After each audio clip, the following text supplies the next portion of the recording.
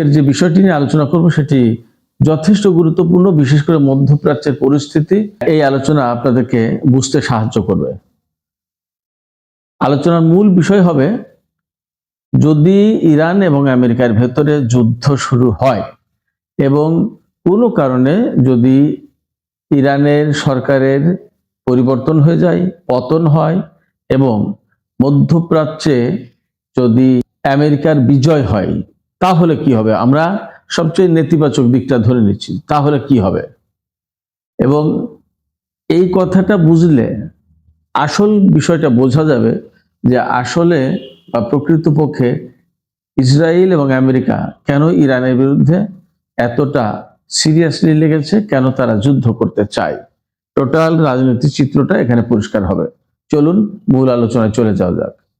আসলে ইরান এবং আমেরিকার ভিতরে যে দ্বন্দ্ব, সেই দ্বন্দ্বের মূল কারণ হচ্ছে, বেশ কয়েকটা কারণ রয়েছে। তার ভিতরে একটা বড় কারণ হচ্ছে যে মধ্যপ্রাচ্য নিয়ে আমেরিকা, ইসরায়েল এবং পশ্চিমা কতগুলো দেশের বিশেষ কিছু পরিকল্পনা আছে।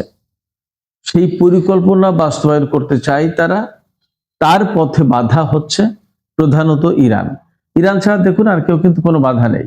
তুরস্ক নেটো জোটের সদস্য, আমেরিকার বন্ধু, একই জোটে, একই সামরিক জোটে তারা। তারপরে সৌদি আরব থেকে শুরু করে আরব যত দেশ আছে, সমস্ত সব দেশ আপনার আমেরিকার সাথে কাজ করে, মিলেমিশে বন্ধুত্বের সাথে মিত্রতা আছে। শুধুমাত্র ইরানের পাশে ছিল সিরিয়া, বাশার আল আসাদ বা আসাদ পরিবারের সদস্যরা ইরানের পাশে ছিল। কিন্তু বাশার আল আসাদ সরকারের পরিবর্তন হয়ে যাওয়ার পরে সিরিয়া কিন্তু এখন আর ইরানের সাথে নেই। সিরিয়া প্রকৃতপক্ষে ইসরায়েল এবং আমেরিকার পকেটে চলে গেছে। তাহলে তারপরেও কিন্তু ইরান প্রতিরোধ জারি রেখেছে, তারা প্রতিরোধ চালিয়ে যাচ্ছে। তাদের সাথে মধ্যপ্রাচ্যে কিছু তাদের মিত্র গোষ্ঠী রয়েছে, যারা মিত্র যোদ্ধা, তারা ইরানের সাথে কাজ করতে চায়। ইসরায়েল এবং আমেরিকা কি পরিকল্পনা করে, সেই পরিকল্পনাটার কথা যদি আমরা জানি তাহলে সামগ্রিক পরিস্থিতি বোঝা সহজ হবে। আমি কোনো একটা ভিডিওতে বলেছি যে একেবারে ভূমধ্য সাগরের উপকূল থেকে, তীর থেকে শুরু করে পুরো সৌদি আরব, জর্ডান, আজকের ফিলিস্তিন, লেবানন, সিরিয়া, তুরস্কের একটা অংশ, সৌদি আরবের একটা অংশ, ইরাক, ইরানের একটা অংশ, এইরকম ভাবে চলে যাবে পুরো মধ্যপ্রাচ্য পুরোটা নিয়ে, উজবেকিস্তান, কাজাকিস্তানের অংশ বিশেষ নিয়ে আপনার চীনের পাদদেশে গিয়ে ঠেকবে বৃহত্তর মধ্যপ্রাচ্য, গ্রেটার মিডল ইস্ট। এই গ্রেটার মিডল ইস্ট প্রতিষ্ঠার জন্য যে পরিকল্পনা, সেই পরিকল্পনার নাম নিউ মিডল ইস্ট প্ল্যান। এই নিউ মিডল ইস্ট প্ল্যান বাস্তবায়ন করতে চাই আমেরিকা এবং ইসরায়েল। তাতে দুই পক্ষের, অর্থাৎ ইসরায়েলের একটা সুবিধা আর আমেরিকার আর একটা সুবিধা। আমেরিকার মূল সুবিধা হচ্ছে অত্র অঞ্চলের টোটাল পলিটিক্স তারা নিয়ন্ত্রণ করবে এবং এই অঞ্চলে যত তেল, গ্যাস এবং ইউরেনিয়াম থেকে শুরু করে যত গুরুত্বপূর্ণ খনিজ পদার্থ, তার পুরোটার নিয়ন্ত্রণ আমেরিকার হাতে থাকবে। এটা হলো এক। আর রাজনীতিতে যেহেতু এই অঞ্চলের পাশেই পাকিস্তান, ভারত, চীন, রাশিয়া, অতএব এই বৃহত্তর বিরাট একটা অঞ্চল, এই অঞ্চলের পুরোটা প্রকৃতপক্ষে মালিক। নামে নামে এরা হয়তো দেশ থাকবে বা অঞ্চল থাকবে, কিন্তু এর কন্ট্রোল তো থাকবে আমেরিকার হাতে। এই কন্ট্রোলটা যেহেতু আমেরিকার হাতে থাকবে, অতএব রাশিয়া, চীন, ভারত এবং পাকিস্তানের সাথে টক্কর দেয়া বা তাদেরকে কন্ট্রোল করা, তাদের উপর পর্যবেক্ষণ করা, তাদেরকে নিজের প্রভাবাধীনে, প্রভাব বলয়ে রাখা আমেরিকার পক্ষে সহজ হবে। আর ইসরায়েলের লাভ যেটা, সেটা হচ্ছে যে তাদের যে ধর্মগ্রন্থ, সেই ধর্মগ্রন্থে এইরকম একটা বৃহৎ রাষ্ট্র প্রতিষ্ঠার কথা বলা আছে। তারা সেটা চায়, এটা তাদের প্রত্যাশা। এই প্রত্যাশা নিয়ে দেখবেন যে ইসরায়েল যেখানে যতটুকু ভূখণ্ড নিয়ে গঠিত হয়েছিল, প্রথম প্রতিষ্ঠা হয়েছিল, সেই ইসরায়েল এখন ফুলে ফেপে প্রতি বছর, প্রতিদিন তারা একটু একটু করে জমি দখল করে, ফিলিস্তিনের জমি দখল করে, লেবাননের জমি দখল করে, এখন সিরিয়ার কিছু অংশ দখল করেছে। এইভাবে করতে করতে করতে পুরো এরিয়াতে একটা তারা প্রভাব বলয় সৃষ্টি করবে এবং তাদের একটা বিরাট দেশ দরকার। এই বিরাট অঞ্চল নিয়ে তাদের রাজ্য গঠন করবে। এটা হলো ইসরায়েলের বিরাট আকাঙ্ক্ষা।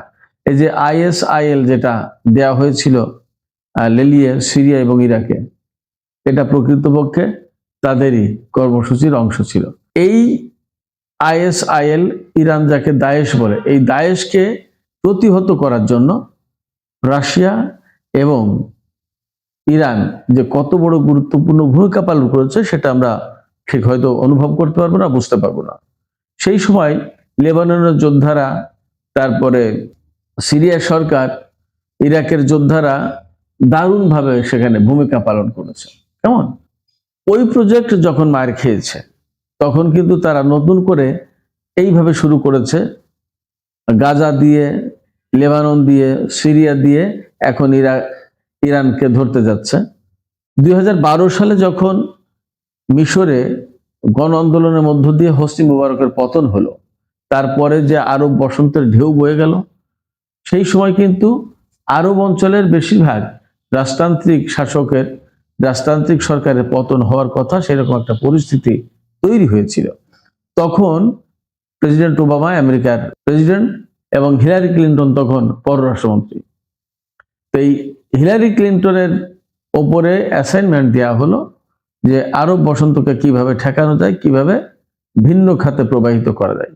সেই ভিন্ন খাতে প্রবাহিত করার টার্গেট হিসেবে তারা আরব বসন্তের সমস্ত সব জায়গা থেকে বাদ দিয়ে লিবিয়ার মুয়াম্মার গাদ্দাফিকে তারা দুনিয়া থেকে বিদায় দিল, সরিয়ে দিল, আর সিরিয়ায় নিয়ে এই আন্দোলনের ঢেউ থামালো। সেখানে আমাদের মুসলমানদেরকে আশা দিল, ভরসা দিল এবং লোভ দেখালো যে মুসলিম ব্রাদারহুডের শাসন প্রতিষ্ঠা হবে, মিশরে যেমন হয়েছে সিরিয়ায় তেমন হবে। এবং তখন বলা হলো অনেক অনেক বিতর্কিত কথাবার্তা বলা হয়েছে। খুবই দুঃখজনক হচ্ছে যে সেই সময় এই সিরিয়ায় সরকারের পরিবর্তন এবং সেখানে মুসলিম ব্রাদারহুডের শাসন প্রতিষ্ঠার জন্য তুরস্কের সরকার, আজকের এরদোগান সরকার, ভূমিকা রেখেছিলেন। এবং তখন ফ্রেন্ডস অফ সিরিয়া নামে একটা সংগঠন গঠন করা হয়। তার প্রধান ছিলেন হিলারি ক্লিন্টন।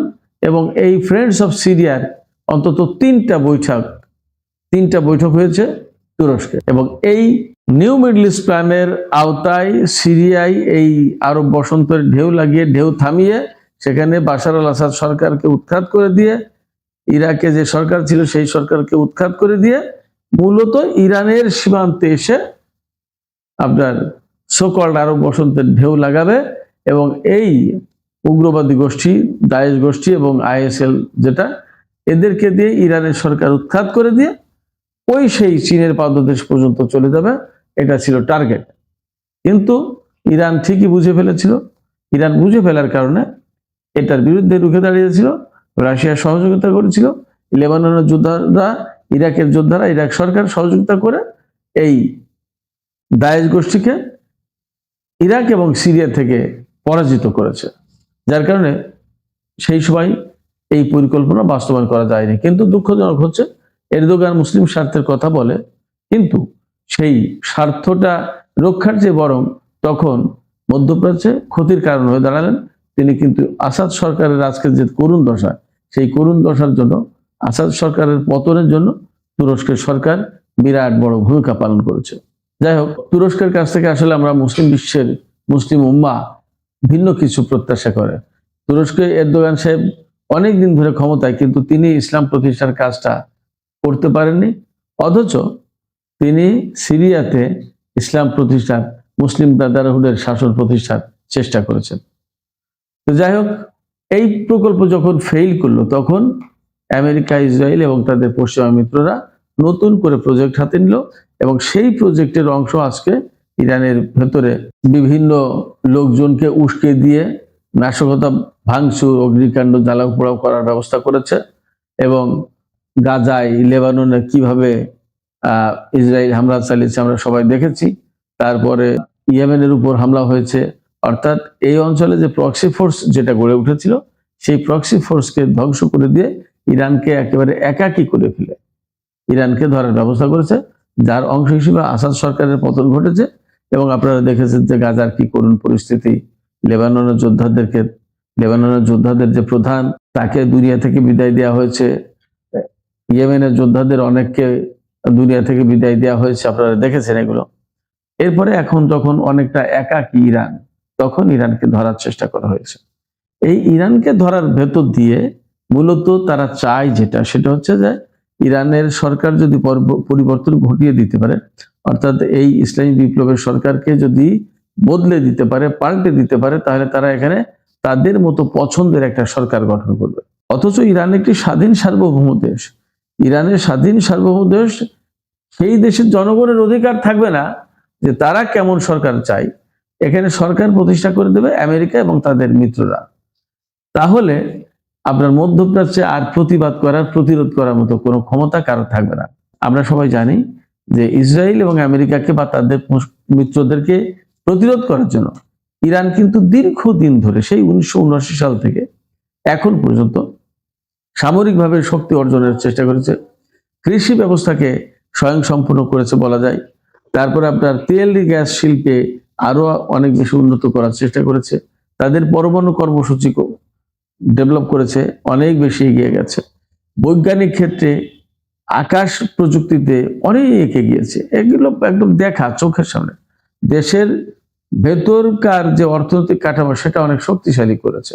কিন্তু এইগুলো যদি করে, এগুলো যদি থাকে, এগুলো যদি অব্যাহত থাকে ইরানের, তাহলে আমেরিকা ইসরায়েল যেটা করতে চায় সেটা কিন্তু হয় না। অর্থাৎ তাদের পথের কাঁটা কিন্তু আরো শক্তভাবে গেঁথে থাকে, তাদের পথ চলা সহজ হয় না। এই জন্য ইরানকে তারা সরিয়ে দিতে চায়।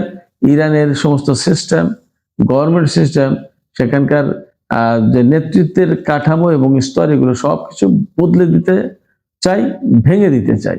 এই যে বদলে দেওয়া, ভেঙে দেওয়া, এইটাকে প্রতিরোধ করা এখন ইরানি জনগণের মূল দায়িত্ব। ইরানি জনগণ সেই কাজটা করছে, তারা নিজেদের এটাকে দায়িত্ব মনে করছে। এবং ইরানের যে সরকার আছে, ইরানের যে সামরিক বাহিনী বা যে বিপ্লবী গার্ড বাহিনী, তারা সবাই এটাকে প্রতিহত করার চেষ্টা করছে। এবং এই বৃহৎ প্রকল্প বাস্তবায়ন করলে রাশিয়া, চীন, পাকিস্তান বিশেষ করে এই সবগুলো দেশের জন্য বড় সমস্যা তৈরি হবে। এদের প্রত্যেকটার উপরে ওয়াচ করবে, ওয়াচিং টাওয়ার বসাবে আমেরিকা। ইউক্রেনকে যেমন নেটো জোটের সদস্য বানিয়ে একেবারে রাশিয়ার দ্বার প্রান্তে চলে আসছিল আমেরিকার সেনারা, তেমনি যদি ইরানকে পরাজিত করে এই নিউ মিডল ইস্ট প্ল্যান বাস্তবায়ন করা যায়, তাহলে রাশিয়া, চীন এবং পাকিস্তান এদের প্রত্যেকের দ্বার প্রান্তে চলে আসবে মূলত আমেরিকা, মূলত নেটো জোট। এই বিষয়টা রাশিয়া, চীন, পাকিস্তান সবাই বুঝেছে, যার কারণে সবাই মূলত আমেরিকার বিরোধিতা করছে, ইরানের পক্ষে অবস্থান নিয়েছে। সেক্ষেত্রে আমি মনে করি যে ইরানের সামনে একটা বিরাট বড় চ্যালেঞ্জ এখন, যদিও, কিন্তু এই চ্যালেঞ্জে তাকে জিততে হবে। সেই চ্যালেঞ্জ তারা জিতবে, এইরকম একটা টার্গেট নিয়েছে বলে বোঝা যায়। আপনারা খেয়াল করে থাকবেন 2003 সালে ইরাকে অভিযান চালিয়েছিল আমেরিকা, ব্রিটেন। তার আগে 2001 সালে আফগানিস্তানে অভিযান চালিয়েছিল। আপনারা নিশ্চয়ই জানেন যে ইরানের পশ্চিম পাশে হচ্ছে ইরাক, আর ইরানের পূর্ব পাশে, উত্তর পূর্ব পাশে হচ্ছে আফগানিস্তান।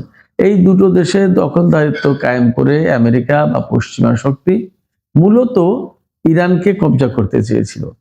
সেই প্রজেক্ট যখন ফেল হয়েছে, তারপরে গিয়ে আরো প্রজেক্ট করার পরে এই ইরাক এবং সিরিয়াতে দায়েশকে এদেরকে লেলিয়ে দিয়ে আপনার ইরানকে দখল করে দিয়ে, বা টোটাল মধ্যপ্রাচ্যের যে প্রতিরোধকামী শক্তি, এই শক্তিকে ধ্বংস করে দিয়ে এইটা করতে চেয়েছিল। কিন্তু ইরান যথেষ্ট সচেতন। ইরানের দুই পাশে, ইরাক এবং আফগানিস্তানে যদিও মার্কিন সেনা, ব্রিটিশ সেনারা ছিল, কিন্তু ইরান যথেষ্ট শক্তি, সামর্থ্য এবং গোয়েন্দা তথ্যের ভিত্তিতে, গোয়েন্দা তৎপরতার ভিত্তিতে আমেরিকা এবং পশ্চিমাদেরকে মোকাবেলা করে আসতে পেরেছিল। যার কারণে তারা ইরাক এবং আফগানিস্তানের দখলদারিত্ব কায়েম করার পরেও তাদের প্রজেক্ট সাকসেস করতে পারেনি। সেক্ষেত্রে আন্তর্জাতিক বিশ্লেষকদের মতো আমিও ধারণা করি যে এখন যে সংকটটা তৈরি করতে যাচ্ছে বা চাচ্ছে আমেরিকা, ইসরায়েল এবং তাদের মিত্ররা, সেটা মনে হয় পারবে না। এবং ইরান সম্ভবত যথেষ্ট সক্ষমতার ভিতরে, যথেষ্ট সক্ষমতা দেখিয়ে এগুলো প্রতিহত করতে পারবে, মোকাবেলা করতে পারবে। তো সুপ্রিয় দর্শক, আজকের আলোচনা এখানেই শেষ করতে চাইছি। আলোচনা যদি ভালো লাগে তাহলে লাইক, কমেন্ট, শেয়ার করবেন। আর এই বিষয়ে যদি কোনো প্রশ্ন থাকে তাহলে কমেন্ট করবেন। এবং আমি আপনাদেরকে একটা প্রশ্ন ছুড়ে দিই যে আপনারা কি মনে করেন বর্তমান যে পরিস্থিতি, যা বললাম এতক্ষণ, এই পরিস্থিতির ভেতর দিয়ে America Israel new middle east plan বাস্তবায়ন করতে চায়, নতুন মধ্যপ্রাচ্য গঠন করতে চায়, সেখানে ইরানের এইরকম বিপ্লবী সরকার, ইরানের এই প্রতিরোধকামী সরকার থাকবে না। আমেরিকা, ইসরায়েল এবং তাদের মিত্ররা কি তাদের এই পরিকল্পনা সফল করতে পারবে? কি মনে হয় আপনাদের? উত্তর জানিয়ে কমেন্ট করবেন। আর সম্ভব হলে অবশ্যই আমাদের চ্যানেল সাবস্ক্রাইব করবেন। সবাইকে অনেক অনেক ধন্যবাদ। খোদা হাফেজ।